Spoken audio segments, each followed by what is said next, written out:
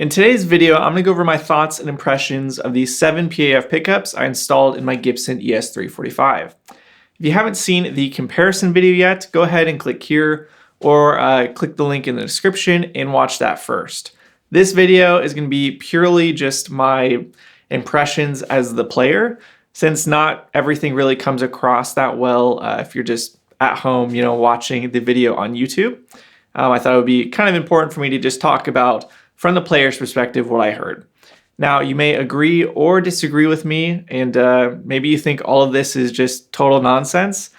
That's fine. Let me know in the comments. Just make sure you hit that subscribe button first.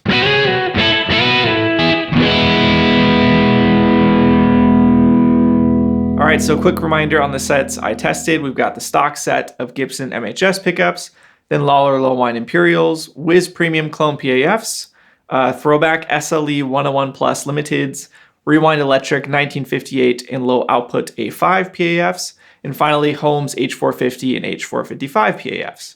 I own the Gibson and Wizz sets personally. The Lollars were borrowed from a friend. The Throbak and Holmes sets were both lent to me by fans of the channel, and the ReWinds were loaned to me by ReWind themselves. None of this is sponsored. I just want to make that clear, right at the get-go, so that we're all on the same page here. So starting with the stock set, we've got the Gibson MHS humbuckers. I really enjoyed these a lot. In fact, I like them a lot more than the custom buckers that came in my Les Paul. I found the bridge really pretty warm and fat for a bridge pickup, while the neck was still relatively clear, and I don't really think they suffered from being muddy. They are pretty dang low output, which matches a semi-hollow guitar pretty well, I think. And the middle position was really one of my favorite parts of the set. It was nice and chimey, which I really like a chimey middle position. That's important to me. When compared to the other pickups, you definitely notice a lack of sparkle, which makes them a little less exciting to play, but they might be more pleasing to your ears if you prefer darker tones in general.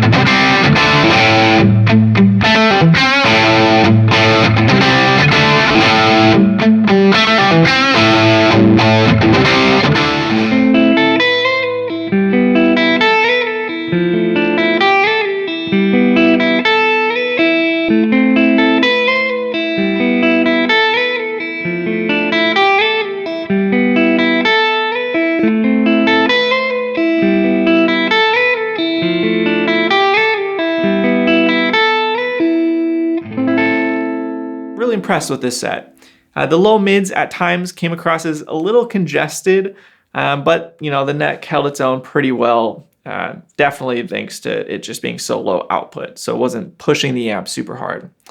I had no real complaints with this set, to be honest. I didn't do this test, because I didn't like them. I did it really just out of curiosity, not because they were I thought the guitar was lacking with them in the guitar. I will say there's probably a good amount of variance with these pickups, or just any of the Gibson humbuckers at this point, I guess much like they were way back in the day. So you might find you don't like the MHS pickups in your guitar, whereas some might be killer, some might be not that great. I think the boutique sets will be a lot more consistent, such as something to keep in mind if you're wanting to maybe try these out and grab a set used. Also, just a quick note on the look of these. So the overall shape and size of the pickup, it looks quite a bit different compared to the rest I did in the comparison. It does seem like Gibson has a long way to go when it comes to the actual covers. The shape just doesn't look quite right compared to the rest of them. And they don't look quite as nice, I don't think, in the guitar. As for the aging itself, you can hopefully see, I don't know if it'll focus there. You can hopefully see how it's kind of greened up there where, my sweaty palm rests on the top of the bridge pickup. They did not look like that when I first got the guitar. That just kind of happened over time. But it's kind of neat to see them age. I think it just has to do with whatever Gibson puts on the covers as part of the like VOS treatment. So kind of interesting. You know, I don't know if that's vintage correct or not, but yeah, I think they look good though, now that they've kind of aged naturally on top of the artificial aging Gibson does from the factory. Next up, let's go ahead and discuss the Lollar low wind Imperials, which were lent to me by my buddy Ben. Thanks again, Ben. You're a legend. I really appreciate it. I was super excited to try these out, really mainly because Lollar is just such a well-known and respected pickup maker. So I thought they had to be included. And I was particularly interested in their low winds because it just seemed like a great fit on paper for a semi-hollow guitar like the ES345. I will say after installing them, I was actually pretty taken back by just how different they sounded in felt compared to all the others I tested up to this point. They were really nothing like what I was expecting them to be. And that's not in a good or a bad way. It's just they were different. For starters, they were really, really alive feeling and sounding. They were probably the most microphonic out of all of the other pickups I tested in the ES345. They picked up all of the extraneous noises really well, those string noises. You know, if you listen back to the video with that in mind, you can pick it out pretty easily, I think. They never came across weak to me, which was surprising because they were pretty low output. And they had a really solid amount of low end, and really their calling card is just that extra top end clarity versus all of the other sets I tested. They were instantly recognizable to me with, that really noticeable mid scoop characteristic they had. They had the healthy low end and then just tons of top end as well. So they were super clear and poked out really well in isolation.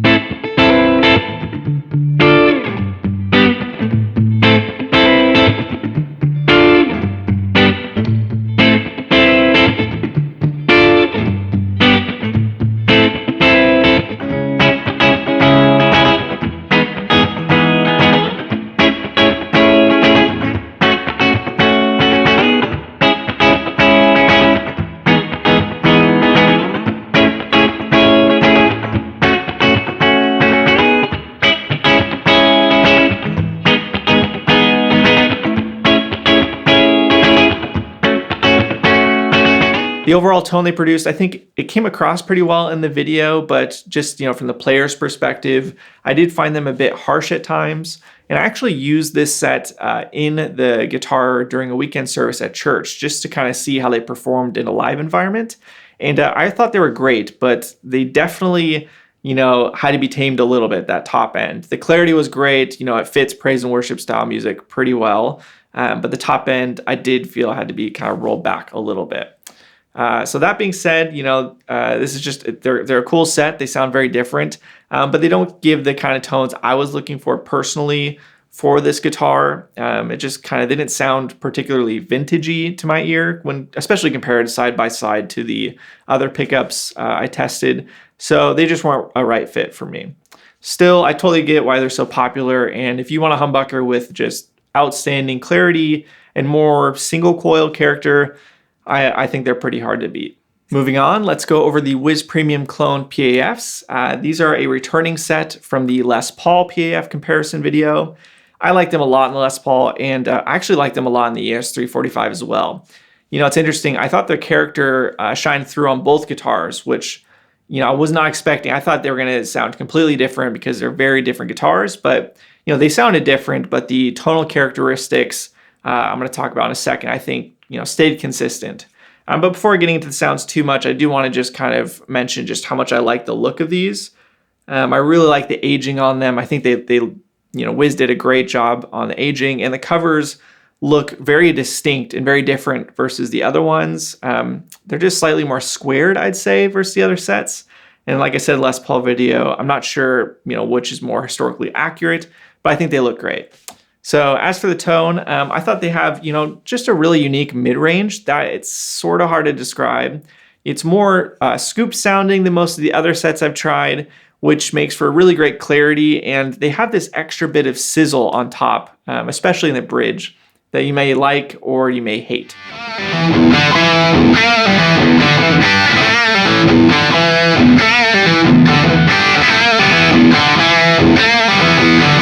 For me, I tended to, just enjoy the tones quite a lot from this set, but I did find myself wishing for just a bit more mid-range, the more I played them, especially after playing other sets with more mid-range.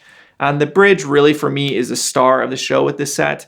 It just felt super aggressive, which I mentioned Les Paul video, and I actually think the aggression came out better in the ES345 comparison than in the Les Paul, which is kind of interesting.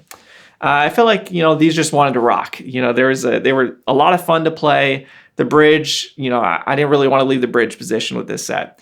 The neck was, I'd say, a little underwhelming for me. It lacked just some of that top-end sizzle quality that the bridge had. So, if I was ordering a set, I'd consider going with a low wind neck to pair with the standard bridge, personally. All right, now let's go over the unobtainium sets, starting with the Throbak SLE-101 Plus Limiteds.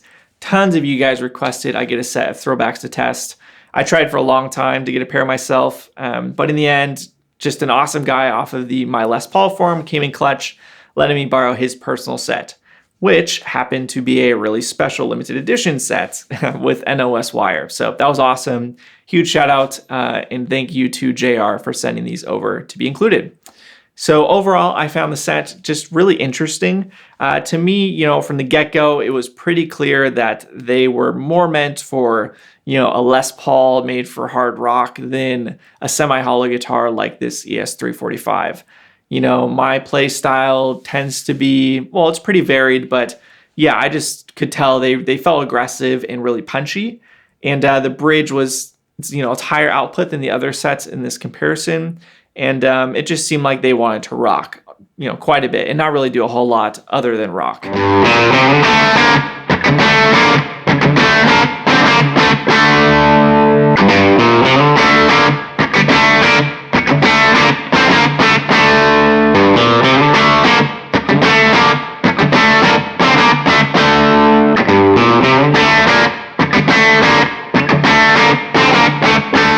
The middle position, I think, was solid. The neck had actually really good clarity. I liked how the set balanced between the bridge and the neck. I'm really glad I was able to try these pickups and include them in the video. I know Throbak offers a ton of different models, so they probably have a set that, maybe I would prefer a bit more in this guitar or for my play style. But if you lean really into, rocking tones, these are right up your alley. I thought, they sounded really good. And finally, before moving on from them, I do want to just quickly touch on the look. I don't have them anymore. I sent them back to the awesome owner that lent them to me. But I just wanted to point out the covers had a nice look. They had a good shape to them. And they were aged, but in a really mild way. They didn't actually look old to me or really used. The aging seemed more focused on just kind of dulling the shiny metal versus, like the Wizz set here where it's got that, I don't know if you'll be able to see this at all, but these look like they've been played, or the ReWind set I'll get into in a second. So yeah, just kind of interesting. I don't believe they offer different levels of aging, and it might vary from pickup to pickup, but just something I thought I'd mention because I know people talk a lot about their covers. So, all right, that's Throbak. Let's go ahead and move on to the next unobtainium set, which would be the Holmes H450 and H455 combo. Those are also courtesy of an awesome gentleman from, this time from the gear page. I cannot say enough about how accommodating and patient he was during this whole process. So massive, massive thanks to him for offering up this set to be included in the comparison. So if I had to use one word to describe the Holmes sets, what would I say? Well, I think I would say smooth. This set was just so smooth and just very unique compared to the rest. Totally unique. They felt just special, if I'm being honest. They had this smoothness to the tone that was really just their own thing. Nothing I've ever played really sounded like the Holmes set to me. I could pretty easily identify them when doing when I was editing the video, listening back, doing my own little blind tests. I could pick out the Holmes just about every single time because they had just that really unique quality to them. It's hard to describe. There's almost like this sheen to the tone that is just super polished sounding. it's it's at least partially thanks to what seems to be they have this like gradual rounding off of the transients in the high end, which leaves you with just a very balanced tone. What comes out of the guitar. It's just super balanced. Top to bottom, I thought, they sounded very even. So much so that I actually kind of felt like they came across a little flat and one-dimensional at times, which is, a little crazy to say. I'm raving about them, but there was good clarity in all the positions. They had excellent balance between the bridge, middle, and neck. I came away really impressed, but I think I missed some of the edge and quirks of the other sets I tested in this comparison.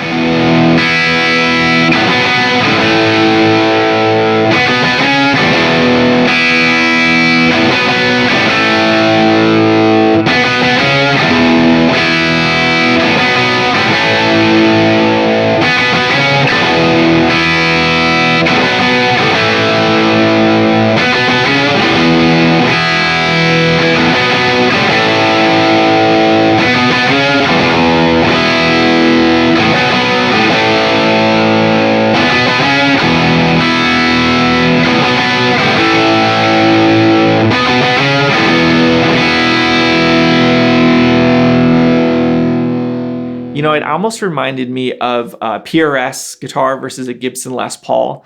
The PRS, every PRS I play, they come across as just more technically perfect. They've got such great balance and evenness to the tone. But the Les Paul just has, they tend to have this character to them that just makes the PRS feel, for me at least, a little clinical. Now that's being a little extreme, with the home sets, but that was kind of the vibe I felt with them.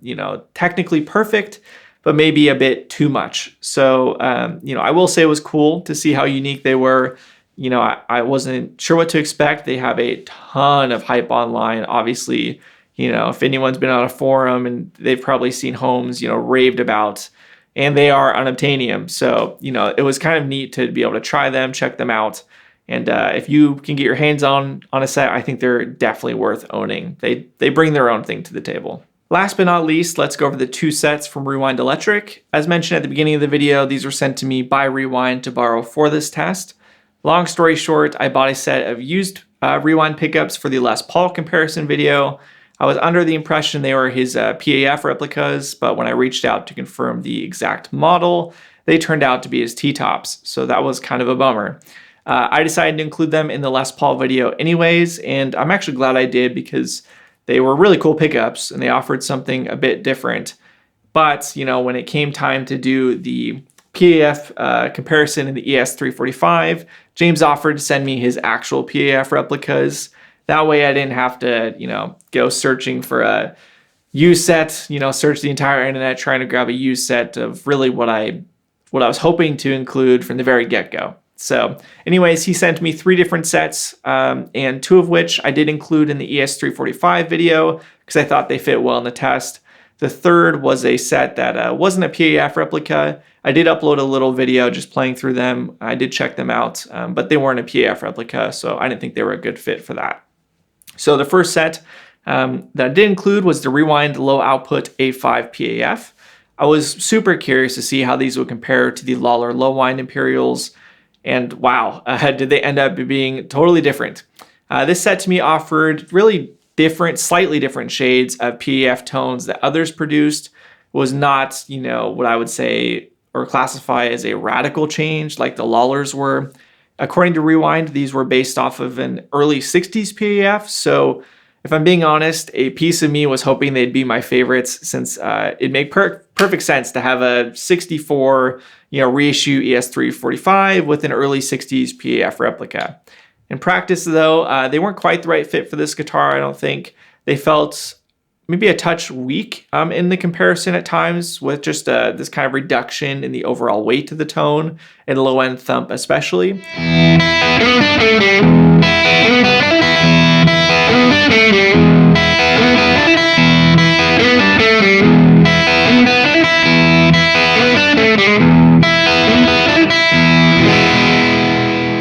The bridge had excellent clarity, but it lacked something I couldn't really put my finger on. Maybe a bit more mid-range or a bit more sizzle. I'm not really sure. part of it could just be because they were lower outputs, they weren't pushing the amp as much. Yeah, they just felt like they were missing a little something for me.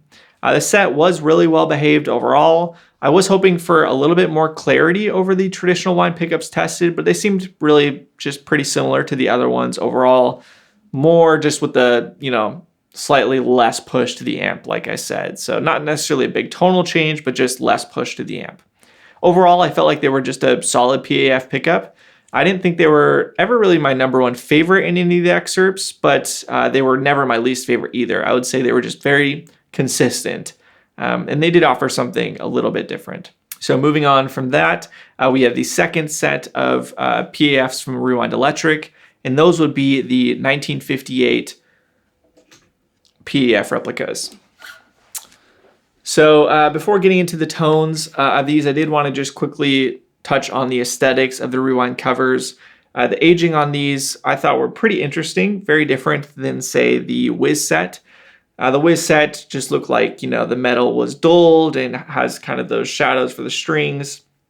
These don't have the shadows on strings, although James will do it. I requested he didn't. I'm just not a huge fan of those. Usually they don't look that good to me. But anyways, these have almost like a sticky feel to the top of them. It's kind of hard to describe. I'm sure that'll dull over time, but they do look older than, say, what the Throbaks did. And the actual shape of the covers looks great as well. And I do like how there's a very slight indent where the holes were punched out for the pull pieces. I'm sure that's a, vintage replica thing. But yeah, I think they look great. But moving on from the exterior to the actual tone of the pickups, I would describe these as just a great vintage sounding all-rounder. The mid-range was particularly nice on this set, I'd say. The bridge pickup especially, it's pretty noticeable when you compared them to the Lollars or Wizz side by side. It did have this honky quality to it with gain, but I actually like that. So your mileage may vary there.